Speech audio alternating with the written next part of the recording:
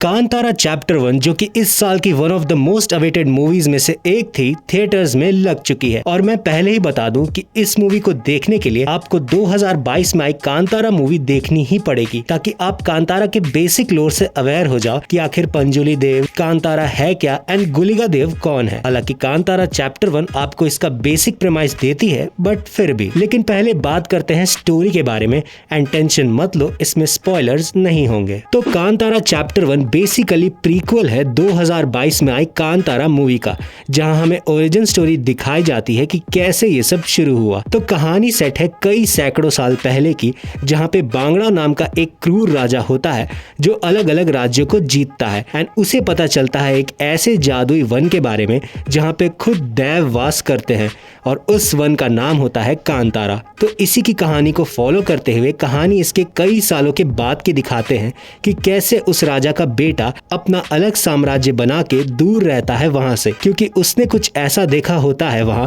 जिससे वो बहुत ही ज्यादा डर जाता है, और उसी डर की वजह से कोई भी कांतारा में एंटर करने की सोचता भी नहीं है। और उसी वन में रहते हैं कुछ वहां के स्थानीय लोग, जिनमें से एक होता है बेर में, एक खास किस्म का लड़का जो कि बचपन में वहां एक गुफा में लोगों को मिलता है, और उसे मूवी में बताया गया है एज द चोजन वन, जिसे एक पर्पस सर्व करना होता है। अब वो पर्पस क्या है, ये राजा की कहानी बेर में से कैसे जुड़ी है, वो आपको फिल्म देखकर ही पता चलेगा। सबसे पहले तो देखो, मूवी की कहानी तो काफी सही है, बट मुझे जो दिक्कत लगा वो था इस मूवी का फर्स्ट हाफ। कहानी की पेसिंग कभी कदार एंगेजिंग होती है तो कहीं पर थोड़ी छूटने लगती है, एंड ये पूरे फर्स्ट हाफ में चलता है। मतलब सीन्स देख के आपको ऐसा नहीं लगेगा कि आप कुछ अलग देख रहे हो फर्स्ट मूवी से, until इंटरवल हैपेंस। और जब वो सीन आता है जहां बेरमे के अंदर पहली बार गुलिका देव आते हैं, वहां से मूवी जो अपलिफ्ट होती है फिर रुकने का नाम ही नहीं लेती, एंड उस सीन को देखकर आपको कांतारा का क्लाइमैक्स याद आ जाएगा, बट ये सीन उससे 10 गुना ज्यादा जबरदस्त लगता है।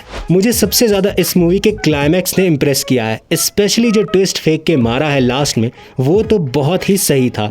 एंड आखिरी के 20 मिनट मूवी के एपिक थे, और उससे एपिक बनाता है मूवी की सबसे बड़ी यूएसपी, एंड वो था ऋषभ शेट्टी का performance. Dam, yes he did it again. जिस लेवल की एक्टिंग ऋषभ शेट्टी ने दिखाई है क्लाइमैक्स में, वो सबसे बड़ी हाईलाइट है इस पिक्चर की। बट ऋषभ शेट्टी के अलावा मुझे रुक्मणी वसंत ने भी काफी इंप्रेस किया है मूवी में। आई मीन ऑफ कोर्स उनकी beauty is impeccable in the movie, लेकिन उनके कैरेक्टर को जो आर्क दिया है लास्ट में, that was unexpected. And of course Gulshan Devaiah as Kulshekhar was super annoying, लेकिन ये एक्चुअली में अच्छी बात है, क्योंकि उनके कैरेक्टर को वैसा ही लिखा गया था। एक राजा का बेटा जो गद्दी के लायक नहीं, फिर भी वो अपने आप को सबसे ऊपर समझ रहा है, एंड उसे बखूबी निभाया है उन्होंने। देखो, फिल्म जो है वो 2 घंटे 50 मिनट के आसपास की है, जिसमें बहुत सी चीजें हो रही होती हैं जिनका आपको ट्रैक रखना पड़ता है। लेकिन अगर आपने कांतारा देखी है एंड आपको वो पसंद आई थी, तो ये भी आपको अच्छी लगेगी, नो डाउट। और मूवी के आखिरी में हम एक छोटा सा हिंट देकर छोड़ते हैं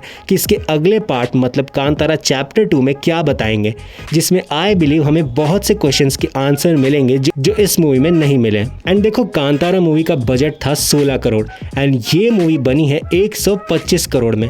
मतलब आप फिल्म की सक्सेस से समझो कि कितना ज्यादा है कि उसके बजट का 8 गुना ज्यादा इस मूवी में लगा है, एंड वो आपको दिखता भी है, स्पेशली क्लाइमैक्स के सीक्वेंस में। तो ओवरऑल कांतारा चैप्टर 1 एक कमाल की फोकलोर मूवी है जो कांतारा के फोकलोर को एक्सपैंड करती है, एंड मुझे पर्सनली इस फिल्म का क्लाइमैक्स सबसे अच्छा लगा, जिसे मैं रिपीट पे भी देख सकता हूँ। एंड डेफिनेटली ये वो मूवी है जिसको आप थिएटर में एक्सपीरियंस कर सकते हो। सो दैट्स इट, आज के लिए बस इतना ही। अगर आपको ये वीडियो पसंद आया तो लाइक करना, शेयर करना, सब्सक्राइब तो जरूर करना, और कमेंट करके बताना कि आपने कांतारा देखी या नहीं, और देखी तो कैसी लगी। मिलते हैं आपसे आपके नजदीकी यूट्यूब के चैनल पर, तब तक के लिए सी या, टाटा, बाय बाय।